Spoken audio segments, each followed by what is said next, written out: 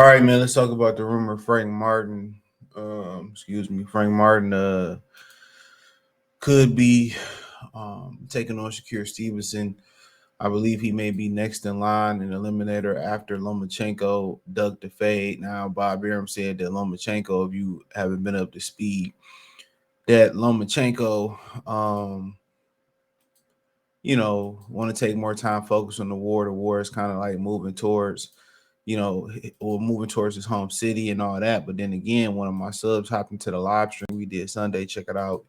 You can check it out on YouTube, Spotify, Anchor, Apple Podcasts, Amazon Music, much, much more. The links in the description said that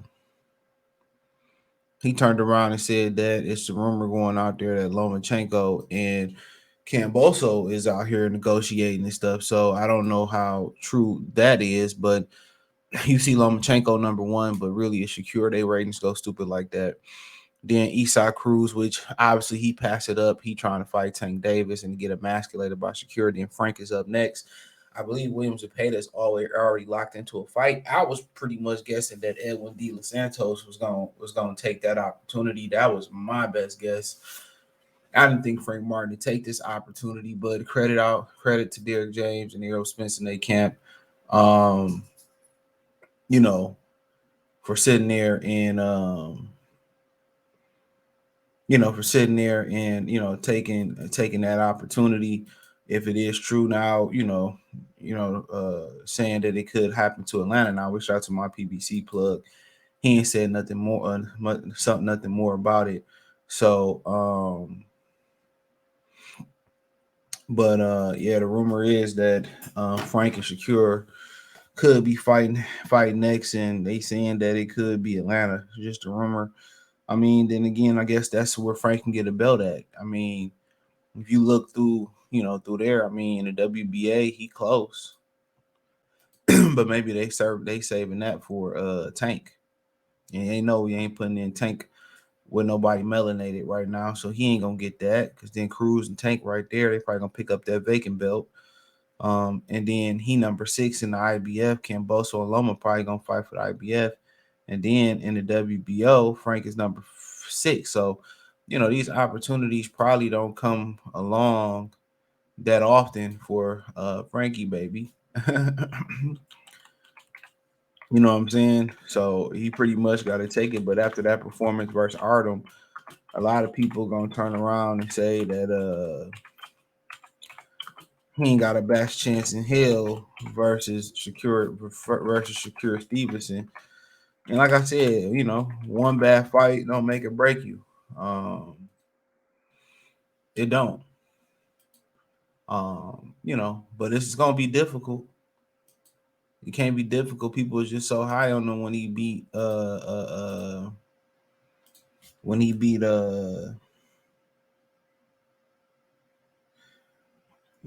Michelle Rivera, which I never thought much of Michelle Rivera.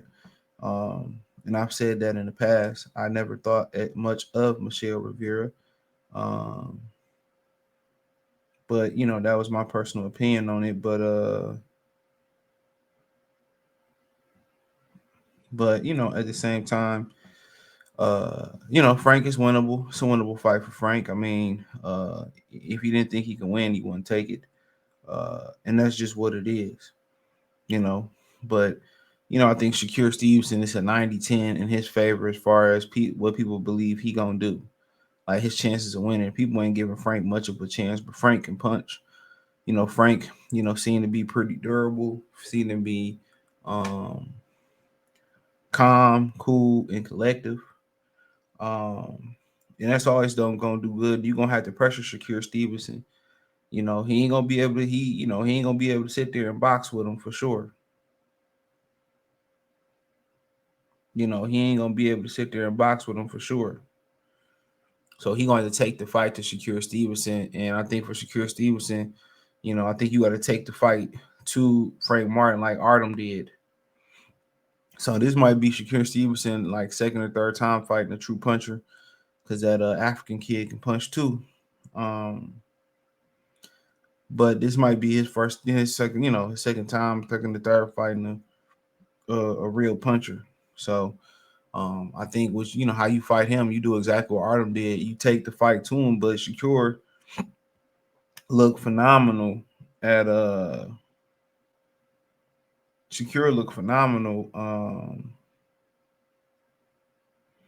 in his debut. He looked phenomenal in his debut at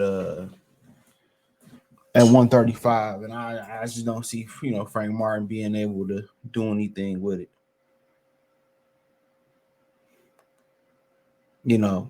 But if he do, he gonna have to press Shakur Stevenson. I think a guy that's gonna press Shakur gonna make Shakur exciting. It's gonna make Shakur throw more punches. It's gonna make Shakur obviously be more offensive, be offensive minded. But I don't think it's a gimme though. I don't think it's a gimme.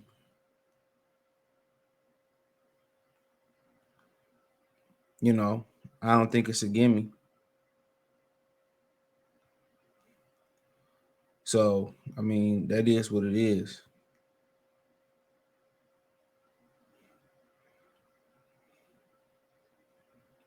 I don't think it's a gimme.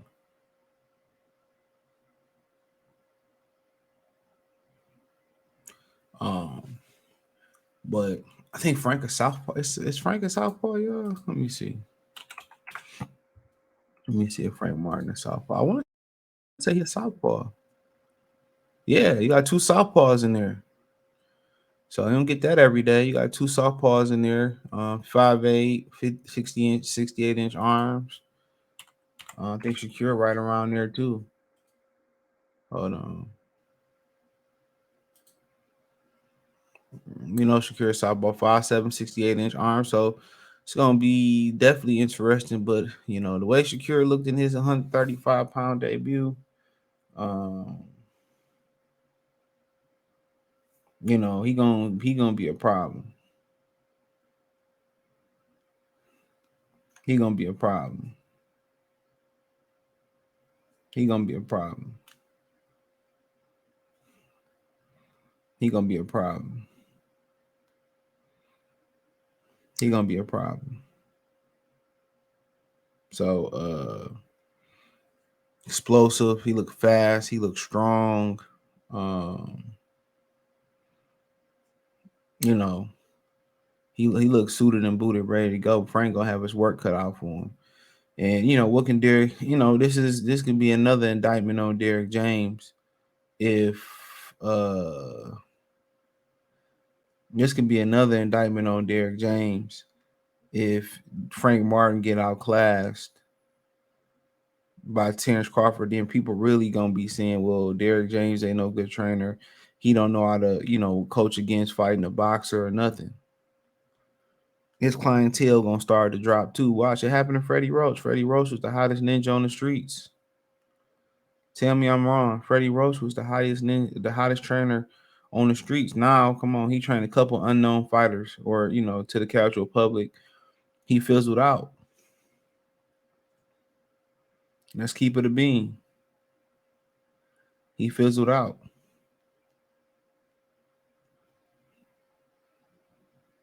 So Derek James in danger. If Errol Spence gonna take that rematch and do those things, Errol Spence, Derek James in danger. Cause these dudes, they ride with you when you hot, and then when you not, these dudes go find other coaches. But a lot of that got to do with management. Their management and their advisors be trying to get them to stick with somebody else. But if Frank take this fight, credit to Frank Martin. But then again, ain't no other title shot on the horizon for him. So if you're in position to get a title shot, even when it's 1,000 titles around, I think you pretty much got to take it. If you him, you pretty much got to take this opportunity because it ain't another title shot in the near future right now for you. The way they fight once a year and how they order mandatories and protecting certain fighters, he kind of got to take. He kind of got no choice because if he don't, Edwin De Los Santos gonna take it, and that's what it is.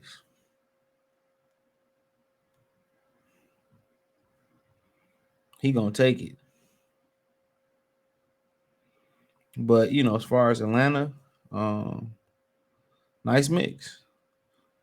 I heard that they didn't like, Shakur Stevenson last fight at Top Rank in Atlanta. Felt like he could have sold more, but then it was in the pandemic, and I still think they sold just slightly under 10,000 tickets. It was said. So I ain't really get what wasn't there to like. In the pandemic, you sold slightly under 10,000 tickets, and obviously they agreed in what I was saying. They agreed in what I was saying because if it's true, they going back.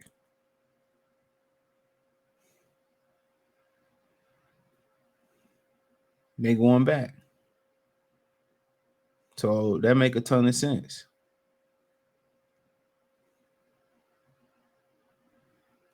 They going back, and as they should. But hey, let me know what you girls and guys think. Thumbs up the video, share the video, subscribe to the channel. Next subscribe button is the bell icon button. Hit all notifications, increase your chance to get notifications.